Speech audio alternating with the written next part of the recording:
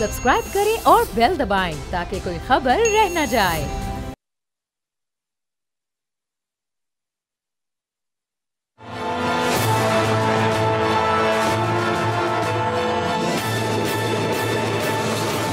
अस्सलाम वालेकुम, मैं हूं जहांगीर। आप देख रहे हैं प्रोग्राम तज्जिया। स्टेट बैंक ऑफ पाकिस्तान ने शरह सूद में 2% कमी का ऐलान कर दिया है, जिसके बाद शरह सूद अब कम होकर 13% पर आ गई है। रवा साल शरह सूद में मुसलसल 5वीं बार ये कमी की गई है, जो मुल्क में मौजूद इन्फ्लेशन में कमी और तमाम मुआशी अशारियों के मुस्बत होने का नतीजा है।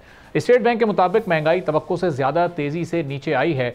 स्टेट बैंक ने 10 जून को 4 साल के बाद शरह सूद में कमी की थी। मुल्क की तनाजुर में अगर हम देखें तो 5 माह में 9% की कमी यकीनी तौर पर बहुत बड़ी कमी है, मगर अगर हम इलाकाई तनाजुर में इसका जायजा लें तो पाकिस्तान इस वक्त भी खित्ते के तमाम ममालिक में शरह सूद के लिहाज से ऊपर है।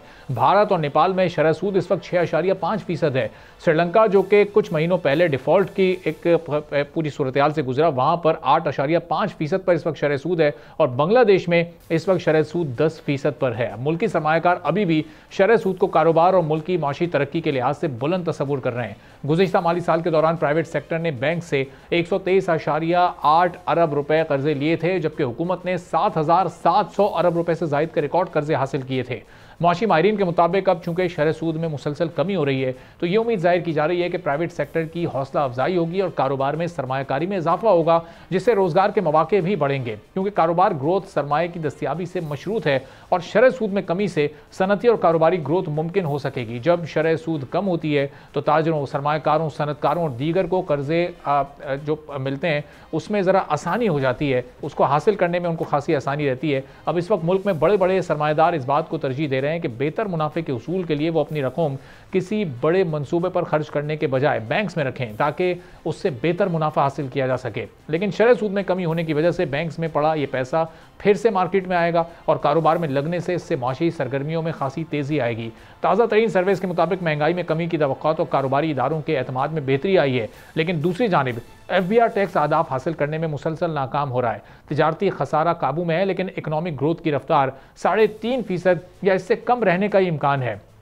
ताजिर तंजीमों का भी ये कहना है कि सख्त मॉनेटरी पॉलिसी की वजह से मईशत को बहुत ज़्यादा नुकसान पहुंचा है। खासतौर पर कारोबारी लागत में इजाफा हुआ है, जिसने मैन्युफैक्चरिंग सेक्टर को बुरी तरह मुश्किलात से दो चार किया। माहिरीन ये कहते हैं कि अब मईशत बेहतर अंदाज में चल रही है। अगर हुकूमत तवानाई के शोबे में इस्लाहात कर ले और ज़राअत को फ़रोग दे तो मुल्क बड़ी तरक्की कर सकता है। 2% की कमी कितना इम्पैक्ट क्रिएट करेगी? बिजनेस कम्युनिटी की डिमांड थी कि 4 से 5% की गुंजाइश है और उनको उनका ड्यू रिलीफ मिलना चाहिए, जो नहीं मिल सका। अब आगे क्या होने जा रहा है, इस पर हम गुफ्तगू करेंगे। मिर्ज़ा इख्तियार बेग साहब हमारे मुल्क के मारूफ सनतकार हैं, मेंबर हैं कौमी असम्बली की फाइनेंस कमेटी के पीपल्स पार्टी के MNA। बहुत शुक्रिया मिर्ज़ा साहब, प्रोग्राम के लिए आपने वक्त निकाला। अब ये उम्मीद थी कोई 3.5-4% की अनाउंसमेंट होगी, कोई सरप्राइज एलिमेंट हो सकता है 5% का, लेकिन बड़ी रूटीन वाला एक ऐलान जो प्रेडिक्टेबल भी था बहुत माहिरीन की तरफ से कि 2% की कमी क्या इम्पैक्ट क्रिएट करेगी 2%?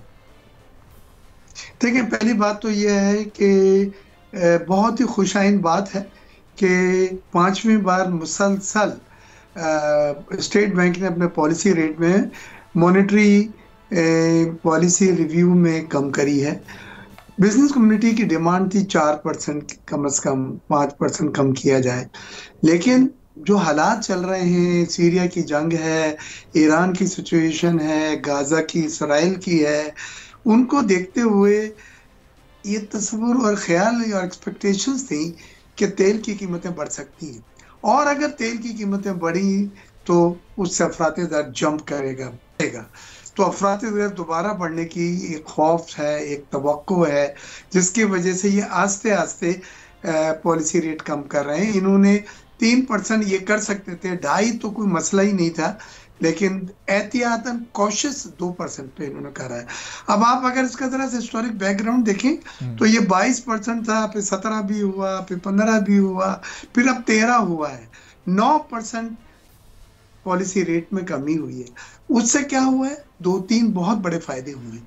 पहला फायदा तो ये हुआ है कि काइबोर, जो कराची इंटर बोरिंग रेट है, वो 12% पे मिल रहा है। अब बैंक जो TB में ट्रेजरी बिल्स में रखते थे और 21-22% लेते थे, अब वो 11-12% पे आ गए हैं। लिहाजा वो इस पैसे को ट्रेजरी बिल में इन्वेस्ट करने के बजाय वो चाहते हैं कि निजी शोबे को कर्जों में दें। स्टॉक मार्केट में 1,15,000 की नफसियाती हद अबूर कर चुकी है और मुसलसल हर रोज उसको एक ऊंची सतह अचीव कर रही है। अब मजीद ऊपर जाएगी क्योंकि ये जो रेट है कैपिटल मार्केट में सरमायाकारी के लिए जब बोरिंग करते हैं तो उन्हें ये 11-12% बारे में आता है, 22% नहीं आता था। लिहाजा आपने देखा कि स्टॉक मार्केट भी मुतासिर थी। और सबसे बड़ी चीज यह है कि जो हुकूमत का फाइनेंशियल बर्डन है वो कई खरब रुपए सालाना कम हो जाएगा। यानी हुकूमत जब ट्रेजरी बिल में 21 से 22% लेती थी तो वो जो रेट देते थे उस पे जो फाइनेंशियल बर्डन हुकूमत में पड़ता था, अब ये उसका आधा हो गया है। तो आपकी हुकूमत की भी फाइनेंशियल बर्डन कम हो जाएगा। और उसके साथ साथ IMF की भी एक हमारे साथ साथ, क्योंकि उनके प्रोग्राम में है, IMF नहीं चाहता था कि अफराते ज़र दोबारा बढ़े और फिर हम दोबारा मार्कअप बढ़ाना शुरू करें। वो मुमकिन नहीं है, वो बहुत मुश्किल अमल होता है। तो IMF की यही कोशिश थी कि कॉशियस तरीके से आप रेट कम करें, 1-1% 1.5% से, और अफराते ज़र को वॉच करते हुए चलें, क्योंकि मॉनेटरी पॉलिसी के रेट का बराह रास्त ताल्लुक जो है वो अफराते ज़र से है। अब अफराते ज़र 7% पे है, वीकली 5% 4.5% पे आ गया है। तो ये आपकी सही एक खुश आइन बात है कि अफराते ज़र को आप 30% से 28% से लेके 7% पे ले आए, जो मुझे भी यकीन बहुत मुश्किल से आया है, क्योंकि ये अनप्रेसिडेंटेड है कि आप हाइपर इन्फ्लेशन को इतनी जल्दी महंगाई को नीचे ला सकें। और जब वो नीचे लाएं तो उसके हिसाब से फिर आपको पॉलिसी रेट भी एडजस्ट करना पड़ा है, जो कम करना पड़ा है, क्योंकि अफराते ज़र कम था। तो ये सब चीज़ें आने वाले वक्त में क्या नतीजा देंगी? नई सरमायाकारी होगी, एक्सपोर्ट्स में इजाफा होगा, कैपिटल मार्केट में लोग सरमायाकारी करेंगे।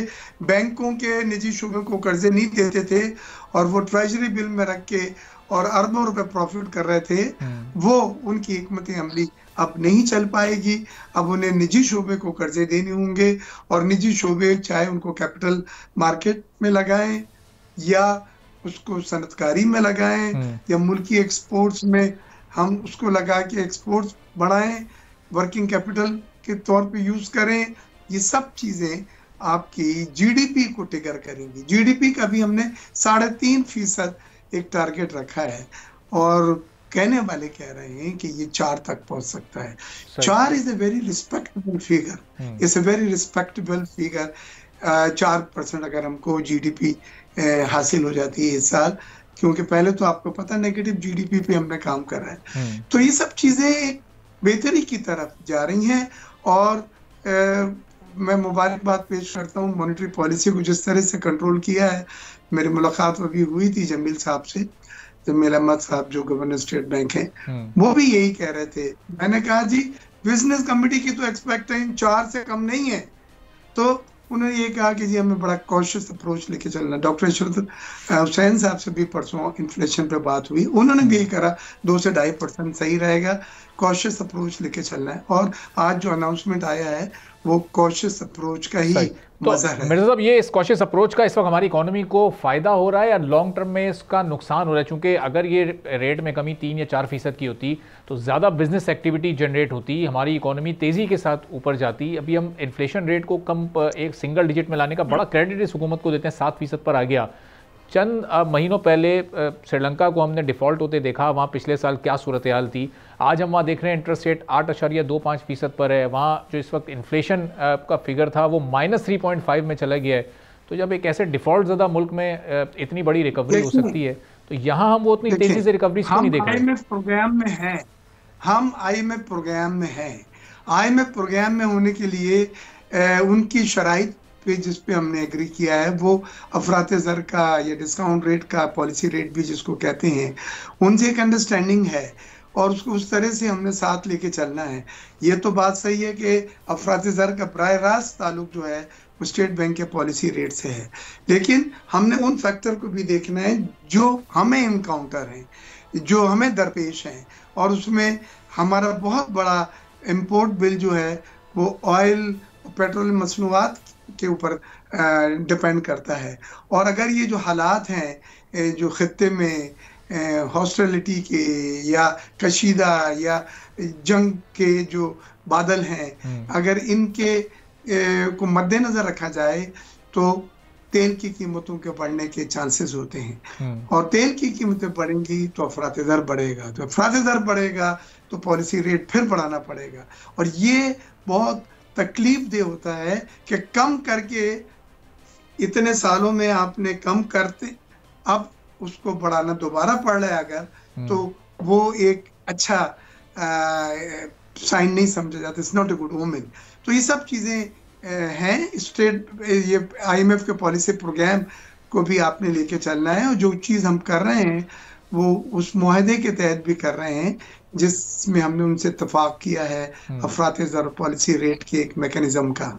सही। और मिर्ज़ा साहब, ज़ाहिर है इम्पोर्टेड ऑयल एंड गैस पर हमारा बड़ा इन्हिसार है, एक इम्पोर्ट बिल का बड़ा हिस्सा भी उसमें जाता है, और ज़ाहिर है वो डॉलर्स की सूरत में जाता है। तो फिर एक्सचेंज रेट को हमने जो इस वक्त इतना हाई 270s में रखा हुआ है, हायर 270s में, कुछ फर्म्स ऐसी हैं जो चैलेंज करती हैं कि 215, 220 या मैक्सिमम 225 उसकी एक्चुअल इस वक्त वैल्यू है। उसको अगर हम उसकी एक्चुअल वैल्यू पर लाते हैं तो ये इम्पोर्ट बिल भी हमारा कम हो सकता है। पाकिस्तान पर जो इस वक्त कर्जे हैं खरबों रुपए के डॉलर्स के, उसमें भी कमी वाक़ई हो सकती है।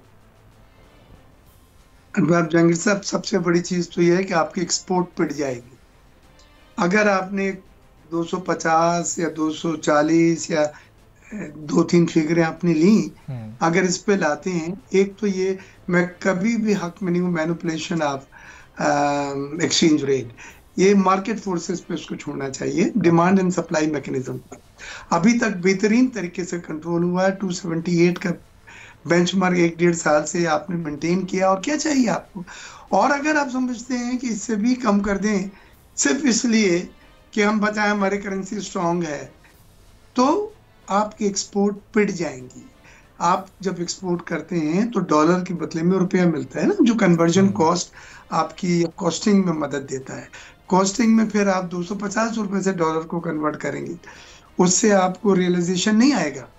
लिहाजा अभी एक्सपोर्ट बढ़ रही है, हमने आस्ते आस्ते वो भी देखना है कि सिर्फ इंपोर्ट को करके कम नहीं करना, खत्म नहीं करना, बल्कि एक्सपोर्ट में इजाफा जो है वो मेन आपका टारगेट होना चाहिए। यही चीज आपको एक्सपोर्ट ओरिएंटेड ग्रोथ आपको बेल आउट करेगी। ये मेरी बात आप लिख लें। तो एक्सपोर्ट को बड़ा एहतियात से आपने लेके चलना है, और इंशाल्लाह मेरा दिल कहता है कि जल्द आप single digit markup, single digit inflation देखेंगे। सही। और फिर जो प्राइम मिनिस्टर का $60 बिलियन का एक्सपोर्ट का टारगेट है, वहाँ तक पहुँचने में ये कितना टाइम लगेगा? चूँकि मार्कअप भी सिंगल डिजिट में आते आते ये फिस्कल ईयर ख़त्म हो जाएगा, कम से कम 3 मज़ीद रिव्यूज़ के बाद ये सिंगल डिजिट में आ सकेगा, जो कॉशियस अप्रोच इस वक्त हमें स्टेट बैंक की नज़र आ रही है। और उसका फिर डायरेक्टली इम्पैक्ट एक्सपोर्ट्स पर किस तरह से पड़ेगा, उसमें कैसे इजाफा होगा? देखिए, एक्सपोर्ट में इजाफा सिर्फ मार्कअप से नहीं होता। एक्सपोर्ट में इजाफे की एक जो बड़ी चीज है वो बिजली की कॉस्ट है।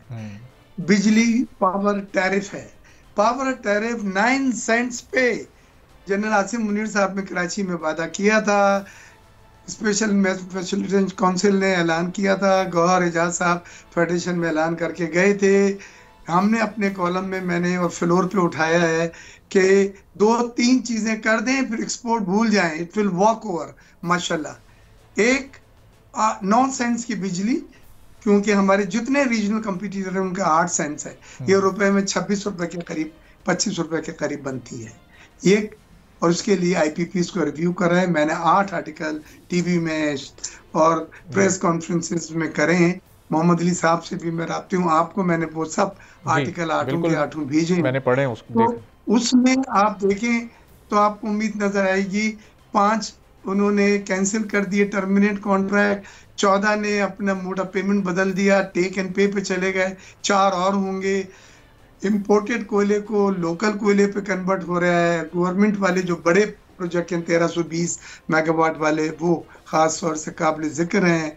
और बोगास में जो हायर रेट ले लिया था टैरिफ, उसको दोबारा सही कर दिया गया है। विंड पावर के पीछे अब जा रहे हैं, जहाँ इक्विटी वगैरह इन्होंने मैनिपुलेट की। और फ्यूल में की मद में करप्शंस निकले हैं, तो उन्हें अब रिव्यू करने के लिए वो घुटनों पे बैठेंगे और बैठ रहे हैं।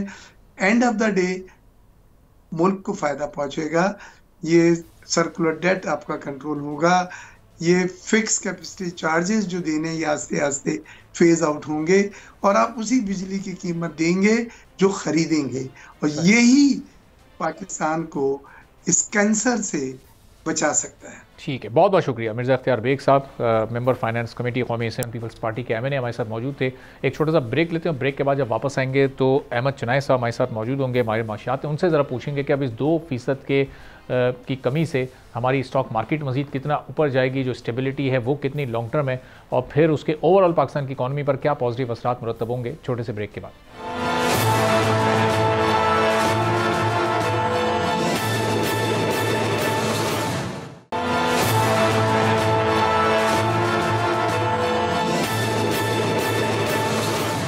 एक बार फिर आपको प्रोग्राम में खुशामदीद कहेंगे। स्टेट बैंक ने 2% शरह सूद में कमी का ऐलान किया है। मजमूई तौर पर पिछले 5 रिव्यूज़ में तो ये कुल मिलाकर 9% बनते हैं, 22 से 13% पर इस वक्त शरह सूद आ गए, लेकिन कराची की ताजिर बरादरी ने, बिजनेस कम्युनिटी ने इसको मुस्तरद किया, इस पर मायूसी का इजहार किया और कहा कि जो डिमांड उनकी थी 5% की, अगर वो होती तो शायद बिजनेस एक्टिविटी ज़्यादा बेहतर अंदाज से जनरेट होती, ज़्यादा पाकिस्तान की इकॉनमी को ओवरऑल फ़ायदा होता, बैंक से कंपनीज़ की मद में या एज इंडिविजुअल भी ज़्यादा कर्जे लेने में लोग दिलचस्पी जाहिर करते। लेकिन अब बहरहाल अगली मॉनेटरी पॉलिसी तक इसका इंतज़ार करना पड़ेगा। ये 2% का क्या पॉजिटिव असर इस वक्त हमारे मुल्क की के बिज़नेस पर, इकॉनमी पर मुरतब होगा, इस पर हम गुफ्तगू करेंगे। अहमद चनाई साहब हमारे माशियात हैं, डायरेक्टर हैं पाकिस्तान स्टॉक एक्सचेंज के। अहमद साहब बहुत शुक्रिया प्रोग्राम के लिए, आपने वक्त निकाला। अब ये जो ड्यू रिलीफ था, जो एक्सपेक्टेशन थी इस वक्त बिजनेस कम्युनिटी की, वो 4-5% की उम्मीद लगाए बैठे थे और कुछ तो एक सरप्राइज एलिमेंट के इंतजार में थे कि शायद सिंगल डिजिट में इस वक्त ये इंटरेस्ट रेट आ जाए, लेकिन 2% की कमी हुई है आपकी नज़र में, ठीक है? और जो मार्केट इस वक्त हमारी बहुत ज़्यादा ऊपर जा रही है, स्टॉक मार्केट और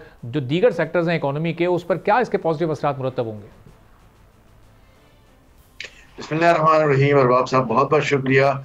मैं समझता हूँ कि जी एक अच्छा इकदाम ज़रूर है गवर्नमेंट का, और स्टेट बैंक ऑफ पाकिस्तान ने माशी पॉलिसी का ऐलान किया, बैंक इंटरेस्ट रेट 200 पॉइंट्स कम किए, जो 2% बनता है। लेकिन बिल्कुल सही बात यह है कि जो इस वक्त हमारी माशी सूरत हाल है उसमें हमारा ये था कि कम से कम 5% जो है वो उसको नीचे जाना चाहिए था। वजह यह है कि आपका इन्फ्लेशन रेट जो है वो 4.9% नवंबर का आया है। दिसंबर का मैं ज़ाती तौर पर समझता हूँ कि 4.5 पौने 5 के दरमियान कहीं आएगा। तो जब हम इस सूरत हाल पर आ गए हैं तो हमेशा जो इन्फ्लेशन रेट होता है उससे 2-3% जायद जो है वो बैंक इंटरेस्ट रेट होना चाहिए।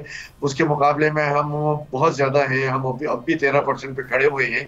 और अगर माशी सूरत हाल को बेहतर करना है, आप ये समझते हैं कि पाकिस्तान की सारी इंडस्ट्रीज जो है वो चलना शुरू हो जाए, लोग जो है वो इंडस्ट्रीज में इन्वेस्टमेंट शुरू हो जाए, लोग ट्रेडिंग की तरफ आ जाए, जिसके आप खरीदें, ट्रेजरी बिल्स खरीदें, बैंक की FDRs की तरफ जाएं, तो मैं समझता हूँ ये बड़ा सुनहरी मौका था। और ये सुनहरी मौका है, हुकूमत को अब भी चाहिए कि फौरी तौर पर स्टेट बैंक ऑफ पाकिस्तान को हिदायत जारी करें, चाहे वो ऑटोनोमस बॉडी अपनी जगह पर है, लेकिन स्टेट बैंक ऑफ पाकिस्तान को ये ख्याल करना चाहिए कि इस वक्त जब माशी सूरत हाल जो है वो सबको बेहतर नज़र आ रही है, तमाम माशी जो भी मुहर्रकात हैं वो सही अपनी जगह पर चल रहे हैं, तो फिर इतना बड़ा इम्पेडिमेंट कि हम आज भी 13% इंटरेस्ट रेट पे खड़े हैं, जो कि बैंक का लेंडिंग रेट जो है वो 16-17% पे चला जाएगा, तो फिर इंडस्ट्री वायबल नहीं हो सकती। हम हमेशा ये कहते हैं कि इंडस्ट्री 10-12% पे तो वायबल हो सकती है, लेकिन 17-18% पे वायबिलिटी, और फिर पहले जो है 27-28% था, उसमें तो बिल्कुल ही वायबिलिटी नहीं थी। आज मौका है कि लोगों की स्पिरिट सच्ची है, दुनिया भर से इन्वेस्टमेंट्स पाकिस्तान में आने को तैयार हैं, चाहे वो स्टॉक मार्केट में आ रहे हों, चाहे वो लॉन्ग टर्म बॉन्ड्स की सूरत में आ रहे हों। तो जब आज ये पॉजिटिव फैक्टर्स हैं, इंडिकेटर्स हैं, तो फिर मैं ये समझता हूँ कि स्टेट बैंक ऑफ पाकिस्तान को इन तमाम माशी सूरत हाल का जायजा लेने के बाद कम से कम 5% जो है वो इंटरेस्ट रेट को नीचे लाना चाहिए था, जो अनफॉर्चुनेटली नहीं लाए। हम अब भी यही गुजारिश करेंगे कि जी इस पर दोबारा नजरसानी की जाए, जल्द ही दोबारा मॉनेटरी पॉलिसी की मीटिंग बुलाई जाए और इसमें ये फैसला किया जाए कि बैंक का इंटरेस्ट रेट जो है वो अब 10% के नीचे जाना चाहिए, सिंगल डिजिट के नीचे जाना चाहिए, ताकि पाकिस्तान के इंडस्ट्रियलिस्ट को, पाकिस्तान के तमाम बिजनेस कम्युनिटी को फायदा हो और साथ साथ जो है वो हमारी इकोनॉमी जो है वो अपनी सही डगर पे चलना शुरू हो जाए, जीडीपी में कंट्रीब्यूशन हमारा बढ़ जाए और हम एक अच्छी पोजीशन पर आ जाए। ठीक है, तो अब अहमद साहब इस वक्त लैकिंग कहाँ हमें नज़र आ रही है? क्या इकोनॉमिक स्ट्रेटजी की, इकोनॉमिक विजन की कहीं कोई लैकिंग है कि सारे मैक्रो लेवल के इंडिकेटर्स जब अंडर कंट्रोल हैं, जब इन्फ्लेशन रेट को भी सिंगल डिजिट में ले आए और बड़ा लोअर साइड पर इस वक्त वो मौजूद है और मुसलसल डिक्लाइन की तरफ है, फिर क्या इस सेल्फ कॉन्फिडेंस की कमी है कि इंटरेस्ट रेट को कम करते हुए हुकूमत को एक डर है कि कहीं दोबारा से इन्फ्लेशन रेट अगर हायर साइड पर चला गया तो फिर कंट्रोल करना हमारे लिए मुश्किल हो जाएगा इंटरेस्ट रेट को?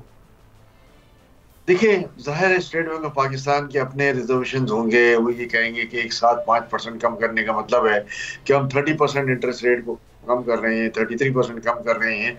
तो ये 33% एक साथ कम करते हुए वो कॉन्फिडेंस लेवल नहीं है, वो शेकी हो रहे हैं कि शायद इन्फ्लेशन खुदा ना खासा बढ़ ना जाए और हमको फिर ये बढ़ाना ना पड़ जाए। तो वो उसको कंसोलिडेट करके चलना चाह रहे हैं, जो मैं समझ रहा हूँ। लेकिन बाय एंड लार्ज मैं समझता हूँ कि इकोनॉमी में कंसोलिडेशन है। हम एक्चुअल ग्राउंड पर बैठे हुए हैं एज अ बिजनेस कम्युनिटी। हम ये समझ रहे थे, मैंने अपने पिछले स्टेटमेंट्स में भी जो है वो पुरजोर अपील की थी कि एटलीस्ट 500 बेसिक पॉइंट्स जो है वो नीचे जाना चाहिए। लेकिन जाहिर है स्टेट बैंक ने, जो भी इनकी कमेटी थी, उन्होंने इस पर अमल नहीं किया। उनकी अपनी रीजंस थी, उनका अपना व्यू पॉइंट था। तो हम अब भी ये कहते हैं कि जी चलें, अच्छी बात है, आप दोबारा इसकी मीटिंग कर लें, जल्द मीटिंग कर लें और फिर इंटरेस्ट रेट को जो है वो अपने सही मुकाम पर लेकर आएं। लेकिन अभी भी अहमद साहब, जो इस वक्त एक कॉशियस बिहेवियर नज़र आ रहा है, जो थॉट नज़र आ रही है गवर्नमेंट की, या जो इकोनॉमिक माइंड इस वक्त थिंक टैंक में बैठे हैं गवर्नमेंट के, तो लग नहीं रहा कि फिस्कल ईयर ख़त्म होने तक भी ये सिंगल डिजिट में आएगा। और सिंगल डिजिट में ना आने से फिर इंडस्ट्रीज़ को कितना नुकसान होगा, ख़ासतौर पर प्राइवेट सेक्टर हमारा कितना मुतासर हो सकता है, जो कि इस वक्त बड़े इंतज़ार में था कि बैंकिंग सेक्टर की तरफ उनका रुझान बढ़े, वो लैंडिंग की तरफ जाएँ, जो कि पिछले कुछ अरसे से ज़ाहिर है 18, 19 या 22% पर इंटरेस्ट रेट होते हुए पॉजिटिव वो मुमकिन नहीं हो पा रहा था। तो अब ये आगे आने वाले 4-5 माह खुद हुकूमत ने मुश्किल बना दी प्राइवेट सेक्टर के लिए। देखिए, मैं समझता हूँ कि इनको जो है वो बुर्दबारी से, समझदारी से काम लेना चाहिए था और उन्होंने बड़ा कॉशियस अप्रोच लिया हुआ है। इस कॉशियस अप्रोच को जो है उससे हमें नुकसान भी होगा। हमारा जो पाकिस्तान की इतनी बड़ी लैंडिंग है, आप ये अंदाज़ा कर लें कि $100 अरब से ऊपर की, $125 अरब की लैंडिंग हो और उसमें इंटरेस्ट रेट हम ये रखें और फिर डोमेस्टिक डेट जो है उसमें हमारे इतना बड़ा फिगर हो लैंडिंग का, और उसमें 2%, 1% बहुत बड़ा मैटर करता है। हमारा बजटरी फिगर्स भी जो है वो बेहतर चले जाते, इंटरेस्ट रेट नीचे आ जाता। ओवरऑल बाय एंड लार्ज जो है वो मैं समझता हूँ कि तो हमारी इंडस्ट्री के लिए भी बहुत अच्छा होता। जहाँ दुनिया में अब 4-5% इंटरेस्ट रेट है, तो हमारा ये 13% और प्लस काइबर 3% 16% में हम कहाँ से सर्वाइव करेंगे? आज सर्वाइवल यही है कि जी हम at par with the international market चलें। जब हम बाकी चीज़ों में कहते हैं कि जी दुनिया में ये रेट चल रहा है तो हमारा रेट ज़्यादा होना चाहिए, तो फिर जब दुनिया में इंटरेस्ट रेट नीचे है तो फिर हमारा इंटरेस्ट रेट क्यों ऊपर हो? हमारी इंडस्ट्रीज क्यों सफर करें? हम क्यों कंपिटिटिव ना हो दुनिया के अंदर? आज मौका है जब एक वाइब्रेंसी है, दुनिया भर से लोग पाकिस्तान में इन्वेस्टमेंट करने को तैयार हैं, तो फिर अगर इतनी महंगी कैपिटल कॉस्ट हमारी होगी तो फिर कैसे इंडस्ट्री सर्वाइव करेंगी? आज इंडस्ट्रीज के सर्वाइवल के लिए बेहद ज़रूरी है कि जी दोबारा जो है वो इस पे नजरसानी की जाए और इसको जो है वो इसके एक्चुअल वैल्यू पे लाया जाए। और अहमद साहब, इस हायर इंटरेस्ट रेट के बावजूद भी इस वक्त हम स्टॉक मार्केट को नए नए रिकॉर्ड्स बनाते हुए देख रहे हैं, अपने ऑल टाइम हाई पर इस वक्त मार्केट मौजूद है। अब ये जो मोमेंटम है, इसको आप अभी आगे भी कैरी फॉरवर्ड होते देख रहे हैं, या चूँकि अब कैलेंडर ईयर की एंडिंग है और दिसंबर के आखिरी वीक में या 10 दिन में हम बड़ी करेक्शंस भी और बड़े डाउनफॉल्स भी अपने माजी में मार्केट्स के देखे हैं, तो ये अभी भी अपने बूम की तरफ जाएगी मार्केट मजीद? देखिए, मार्केट तो बेहतर है, वाइब्रेंसी है। हम पी रेशो की बात करें तो आज भी हमारा पी रेशो जो है वो 5 के करीब है, जो एक्चुअल होना चाहिए 7-8। दुनिया भर में पी रेशो जो है वो 12-13 चलता है। आज हमारी जो मार्केट है वो $52 बिलियन की मार्केट है, जो एक वक्त हमारी $96 बिलियन की मार्केट थी। तो बाय एंड लार्ज मार्केट में स्कोप बहुत बड़ा है। सिर्फ इन्वेस्टर्स को एक कॉशियस अप्रोच के साथ चलना है। जो आम इन्वेस्टर है उसको ये देखना है कि कौन सी कंपनी में इन्वेस्ट कर रहा है, कैसे कर रहा है, लेकिन ओवरऑल मार्केट में जो अच्छे स्क्रिप्ट्स हैं उनकी परफॉर्मेंस अच्छी है और इंशाल्लाह अच्छी रहेगी। और जो एक्चुअल वैल्यू है पाकिस्तान के स्टॉक मार्केट की, उसके स्क्रिप्ट्स की, उसके शेयर्स की, वो इंशाल्लाह ज़रूर आएगी। और अहमद साहब, जिस स्पीड से या जिस पेस से इस वक्त इंडेक्स ऊपर की तरफ जा रहा है, क्या जो मार्केट का वॉल्यूम है इन्वेस्टमेंट पॉइंट ऑफ व्यू से, क्या उसमें भी उसी स्पीड से, उसी पेस से, उसी रेशो से इजाफा हो रहा है? जी बिल्कुल, देखें मार्केट वॉल्यूम्स बहुत अच्छे हैं। कहाँ हम रोजाना की लेट से 20-22 अरब की ट्रेड करते थे, अब ऑन एन एवरेज हम 30 अरब की ट्रेड के ऊपर आ गए हैं और 50-50, 60-60 अरब की भी ट्रेड हो रही है। तो एवरेज अगर देखा जाता है तो एवरेज में हम काफ़ी बेहतर ऊपर जा रहे हैं। और मैं समझता हूं कि मार्केट के वॉल्यूम्स जो है वो मार्केट की जो अपसर्ज है उसकी मुताबिकत से बिल्कुल ठीक है और इंशाल्लाह आने वाले वक्तों में बेहतर वॉल्यूम भी होगा। ठीक है, बहुत बहुत शुक्रिया अहमद शनाए साहब, माहिर माशियात, डायरेक्टर पाकिस्तान स्टॉक एक्सचेंज। अब थे स्टॉक मार्केट ऊपर जा रही है, लेकिन बहरहाल जो इस वक्त शरह सूद में 2% की कमी से कराची की बिज़नेस कम्युनिटी कम अज़ कम मायूस ज़रूर है, लेकिन इसके बावजूद भी इकनॉमिक इंडिकेटर्स मैक्रो लेवल पर अंडर कंट्रोल हैं। अब सिर्फ एक शोबा ऐसा है और वो है एनर्जी का शोबा। अगर उसके मसाइल पर काबू पा लिया जाए तो हालात में मज़ीद बेहतरी हो सकती है। एक ब्रेक के बस पर डिटेल से बात करेंगे।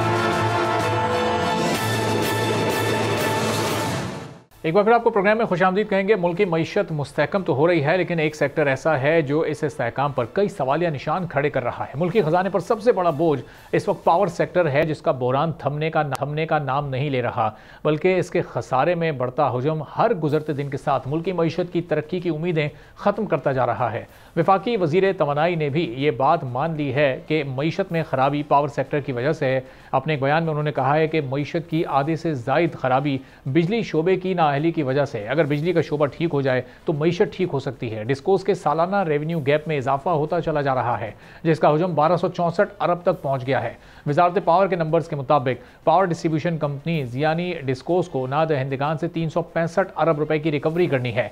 नेपरा के मुताबिक बिजली की तकसीमकार कंपनीज बशमूल के इलेक्ट्रिक नेपरा के टारगेट हासिल करने में नाकाम है। रेगुलेटरी अथॉरिटी ने डिस्कोस को हिदायत की थी कि लेकिन इसके बावजूद लॉसेस को मखसूस टारगेट तक ना लाया जा सका।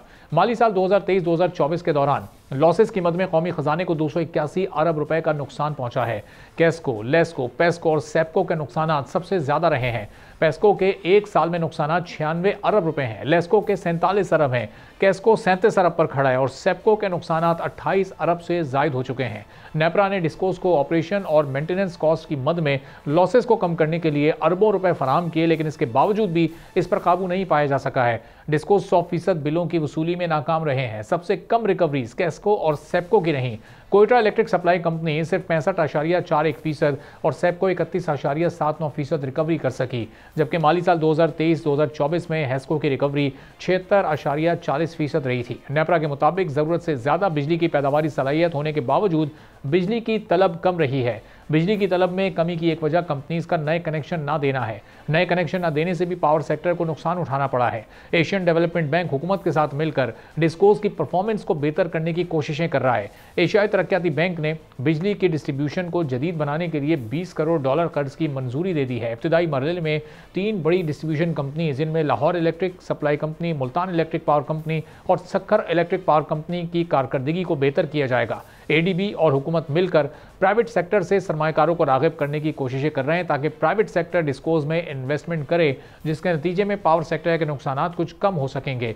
लेकिन पावर सेक्टर और डिस्कोज के माली बहरान इसकी कोशिश को, इस जो कोशिश है अच्छे खासी हद तक रुकावट बने हुए हैं। अब ये कोशिश कैसे कामयाब होगी और ये नुकसानात कैसे ख़त्म होंगे, इस पर हम गुफ्तगू करेंगे। डॉक्टर खालिद वलीद साहब एनर्जी एक्सपर्ट हैं, हमारे साथ मौजूद हैं। डॉक्टर साहब बहुत शुक्रिया प्रोग्राम के लिए, आपने वक्त निकाला। अब ये जो इस वक्त रिकवरीज प्रॉपर ना होने का एक मसला है वो अपनी जगह पर है, लाइन लॉसेज अपनी जगह पर मसला है। हम गैर मुल्की इदारों से कर्ज तो ले लेते हैं, लेकिन क्या उसका सही इस्तेमाल भी हो पाता है? एक बार फिर ये एक बड़ा कर्ज करोड़ों डॉलर्स का हासिल कर लिया गया, अब इसको लगाया जाएगा इस निज़ाम को बेहतर करने में। ज़रूरत कहाँ है, लैकिंग कहाँ है हमारे यहाँ? जी, पाकिस्तान में जो पावर सेक्टर में मसले हैं वो शायद होलिस्टिक पॉलिसी का फुकदान है। होलिस्टिक पॉलिसी का मतलब है कि आप जब भी इन्वेस्टमेंट्स लेके आएँ वो इन्वेस्टमेंट्स इस तरह से होनी चाहिए कि वो लॉन्ग टर्म विजन के साथ हों।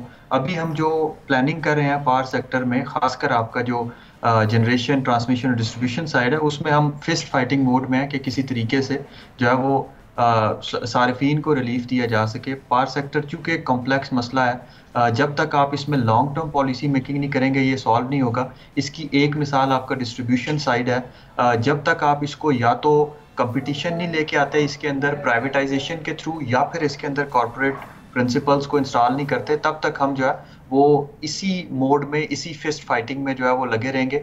अगर हम कंपेटिटिव एनवायरनमेंट में होते और ये डिस्ट्रीब्यूशन कंपनीज आपस में कम्पीट कर रही होती, तो ये शायद एक साइड पे ग्रिड में डिमांड भी लेके आ रही होती और दूसरी साइड पे इनोवेशन भी लेके आ रही होती, जिसकी वजह से क्वालिटी ऑफ सर्विस भी इम्प्रूव हो रही होती। अब चूंकि ये पब्लिक मोड में है और इनका सर्विस एरिया भी बड़ा है, जैसे आपने अपने इब्तिदाइया में बताया कि कैस्को के सबसे ज़्यादा नुकसानात हैं और कैस्को एक पूरा बलूचिस्तान का प्रोविंस जो है वो कैस्को उसको हैंडल करती है। तो हमें थोड़ा सा इनकी राइट साइजिंग भी करनी होगी, इनके सर्विस एरिया को भी कम करना होगा और फिर कंपेटिटिव मोड में आना होगा कॉर्पोरेट प्रिंसिपल्स के साथ। तब जाके ये जो डेट बेस्ड फाइनेंसिंग है जिसके थ्रू हम इस्लाहात लाने की कोशिश करें, डिस्ट्रीब्यूशन साइड पे बिलिंग रिकवरी की कोशिश करें, तब जाके ये सूदमंद और फ़ायदेमंद होंगी। साथ में हमें थोड़ा सा अपने टैरिफ स्ट्रक्चर को भी देखने की ज़रूरत है।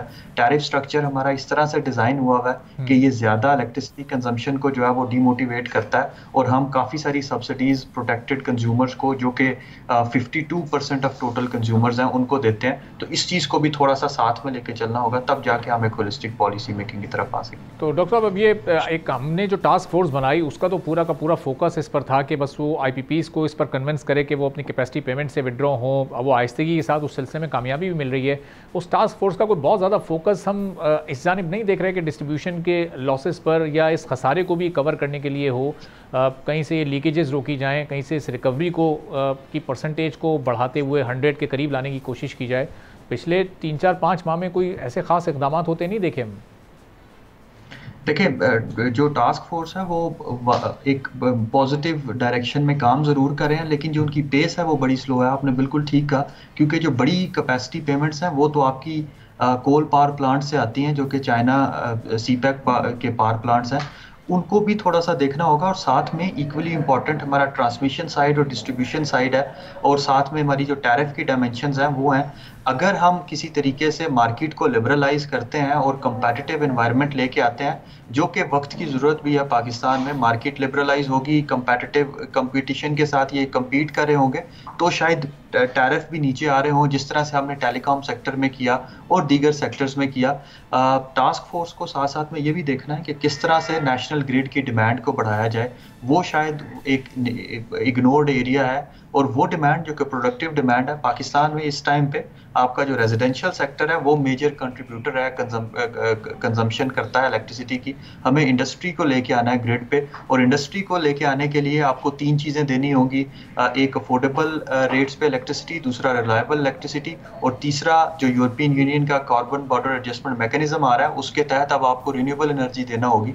तो ये तीनों चीज़ें भी टास्क फोर्स के जहन में होनी चाहिए जब वो इंटीग्रेटेड प्लानिंग की तरफ जा रहे हैं। मुझे अभी तक जो लग रहा है वो ना सिर्फ हम इनोवेशन का फुकदान है डिस्ट्रीब्यूशन साइड पे, ना हम AMI मीटर्स की तरफ जा सके हैं, ना हम जो है वो ऑटोमेशन की तरफ जा सके हैं, और ना ही हम गवर्नेंस को ठीक करने की तरफ जा सके हैं। तो IPPs के साथ रीनिगोशिएशन एक बड़ा मुश्किल अपहिल टास्क है, वो बड़ी संजीदगी के साथ किया जा रहा है, लेकिन साथ में हमें डिस्ट्रीब्यूशन साइड पे भी इन्वेस्ट करना होगा, और इन्वेस्ट इस सेंस में करना होगा कि वो इनोवेशन लेके आ रहा हो, कंपटीशन लेके आ रहा हो, और कॉर्पोरेट प्रिंसिपल्स लेके आ रहा हो, जो कि डिस्ट्रीब्यूशन कंपनीज की गवर्नेंस को ठीक करेंगी और कंपटीशन को फ़रोग दे रही हों। और डॉक्टर साहब, अगर गवर्नेंस को बेहतर करना है या कंपटीशन को फ़रोग देना, तो उसके लिए ये 200 मिलियन के कर्जे लेकर सिर्फ 3 कंपनीज़ को अपग्रेड किया जा रहा है। अगर और कंपनीज़ को अपग्रेड करने जाएंगे तो फिर ये जो कर्जे हैं ये तो फिर बिलियंस में चले जाएंगे। तो ये इससे पहले ज़रूरी नहीं है कि अपना हाउस इन ऑर्डर कर लें? जो लीकेजेस हैं क्या वो इतने बड़े बड़े कर्ज़ों के बगैर नहीं रोकी जा सकती? देखिए, लीकेजेस को रोकना, डिस्ट्रीब्यूशन कंपनीज की जो गवर्नेंस है वो भी ठीक करने की ज़रूरत है, लेकिन साथ में जो रेगुलेटर की गवर्नेंस है उसको भी निगलेक्ट नहीं किया जा सकता। जब तक हमारा पावर सेक्टर का जो रेगुलेटर है नेपरा, उसमें आप थोड़े से रिफॉर्म्स नहीं लेके आते, उसको थोड़ा सा उसमें हेड हंटिंग जो है वो नहीं करते हैं, और उसमें वो लोग लेके नहीं आते जिनको वाकई मार्केट का पता है, तब तक आप जो है वो इस चीज़ को डिस्कोर्स को ठीक नहीं कर सकेंगे। जितने मर्जी आप परफॉर्मेंस स्टैंडर्ड्स जो हैं वो शामिल कर लें, जब तक आप एक सजा जजा का सिस्टम नहीं क्रिएट करते और ये जो यूनिफॉर्म टैरिफ है इसको आप किसी एक इनोवेटिव वे में ठीक नहीं करते जो कि इस चीज़ को इंसेंटिवाइज करे, मोटिवेट करे कि आप जितनी ज़्यादा क्वालिटी ऑफ सर्विस लेके आएंगे, रिकवरीज बढ़ाएंगे, आपका टैरिफ कम होता जाएगा, तब तक आप डिस्ट्रीब्यूशन रिफॉर्म्स को नहीं लेके आ सके। तीसरी चीज़ जो आपका नेपरा का इंडिपेंडेंट होना है वो बड़ा मानी रखता है इस सारी बहस में। जितना नेपरा इंडिपेंडेंट होगा, रेगुलेटर जितना ज़्यादा फैसिलिटेटिव मोड में काम करेगा और इंडिपेंडेंटली काम करेगा, उतना ज़्यादा आप जो है वो अपने इलेक्ट्रिसिटी सेक्टर में, पावर सेक्टर में, खासकर डिस्ट्रीब्यूशन सेक्टर को ठीक कर सकेंगे, लीकेजेस को रोक के। और तीसरी चीज़ जो बड़ी बुनियादी की है गवर्नमेंट ने, जिसका क्रेडिट भी देना चाहिए, वो ये कि independent system and market operator ISMO जिसको कहा जाता है, उसका क्या अमल में आया है, उसकी इंडिपेंडेंस बड़ी मैटर करती है। जितना ज़्यादा हम इंटीग्रेटेड सिस्टम प्लानिंग की तरफ जाएंगे, उतनी ज़्यादा हमारी डिमांड फोरकास्ट अच्छी होगी और उतनी ज़्यादा हम जनरेशन प्लानिंग कर सकेंगे। लेकिन साथ में आपको इनोवेशन की तरफ जाना है और आपको इन्वेस्टमेंट्स अपने AMI मीटर्स में लेके आनी है। आपका जो एडमिनिस्ट्रेटिव स्टाफ है जो अभी भी मैनुअली बिल कलेक्ट कर रहा होता है, उसको थोड़ा सा आपको डिजिटलाइज करना है। तो ये शायद decarbonisation plus digitalisation of distribution companies जो है वो होगा, तब जाके हमारा सेक्टर जो है वो ठीक हो रहा होगा। हमारी हुकूमत के लिए शायद ये बड़ा लॉन्ग टर्म प्रोसेस हो, लेकिन जो कोशिशें अभी टास्क फोर्स कर रही है, इसके नतीजे में अगले साल कैलेंडर ईयर या अगले फिस्कल ईयर में क्या कोई ऐसा मार्जिन है कि इस टैरिफ को फौरी तौर पे हम इसमें कोई कमी देखें, चाहे मार्जिनल कमी हो? देखिए, अगर तो गवर्नमेंट को लॉन्ग टर्म प्लानिंग करनी है तो गवर्नमेंट को ये शॉर्ट टर्म जो सॉल्यूशंस होते हैं जो कि वायबल नहीं है पाकिस्तान के केस में, पॉलिटिकली तो वो बड़े आपको बेनिफिशियल लग रहे होते हैं, इन्हीं पॉलिटिकली मोटिवेटेड सॉल्यूशंस की वजह से हम लॉन्ग टर्म क्राइसिस में हैं। तो अगर तो गवर्नमेंट एक लॉन्ग टर्म सॉल्यूशन चाहती है तो हमें रिफॉर्म्स की तरफ जाना होगा, और रिफॉर्म्स का मतलब ये है कि आप जो है वो शॉर्ट साइटेड सॉल्यूशंस ना लें। जैसा कि अभी एक बात चल रही है कि इंपोर्टेड कोल प्लांट्स को थर कोल पे कन्वर्ट कर दें तो उससे शायद टैरिफ नीचे आ जाएगा। टैरिफ तो शायद कुछ टाइम के लिए नीचे आ जाए और वो शायद इकोनॉमिकली फीजिबल भी हो अगर हमारे पास इन्वेस्टमेंट हो, लेकिन चूंकि इन्वेस्टमेंट एग्जिस्ट नहीं करती दुनिया में कोल प्लांट्स के लिए, और दूसरा ये कि आपकी एक्सपोर्ट्स हर्ट होंगी अगर आप कार्बन इंटेंसिटी को नेशनल ग्रिड में बढ़ाते हैं। तो आपको इस चीज़ को सोचते हुए लॉन्ग टर्म प्लानिंग करनी है, ना कि आप सिर्फ कुछ अरसे के लिए पॉलिटिकल गेन्स के लिए सब्सिडी दे के आप जो है वो टैरिफ को नीचे लाएं। जितनी लॉन्ग टर्म प्लानिंग होगी, जितने स्ट्रक्चरल रिफॉर्म्स होंगे, उतना ज़्यादा पावर सेक्टर ठीक होता जाएगा। बहुत बहुत शुक्रिया डॉक्टर खालिद वली साहब, एनर्जी एक्सपर्ट हमारे साथ मौजूद थे। गुफ्तगू आपने उनके साथ। नाज़रीन, आज के प्रोग्राम से इजाज़त दीजिए। अल्लाह।